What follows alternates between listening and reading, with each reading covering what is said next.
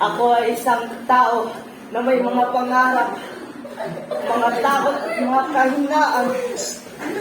Ako ay isang tao nagkakamali, nag-aaral at nagbabago. Sa aming paglalakbay sa buhay, nakilala ko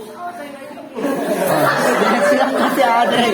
Ba't kasi tumatawa kayo o naka-video kayo ha? nakilala ko ang aking kalakasan at kahinaan. Nakilala ko ang aking mga pangarap at mga takot. At sa aking paglalakbay na ito, natutuhan ko na ang pagtanggap sa sarili ang unang hakbang sa pagbabago.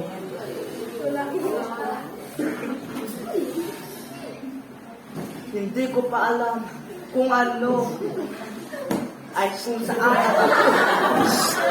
Kakatawa kayo, gumit-gamit. O sige, minus kayo dito ha? Wala. kung saan ako pupunta sa nagaan. Ayra. Pero alam ko na ang isang bagay, ako ay handa na harapin ang mga hamon ng buhay. Sa inyong lahat, gusto kong sabihin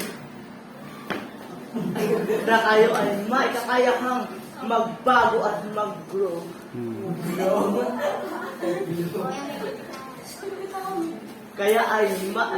Kayo ay may kakayahang harapin ang mga hamon ng buhay at magtagumpay.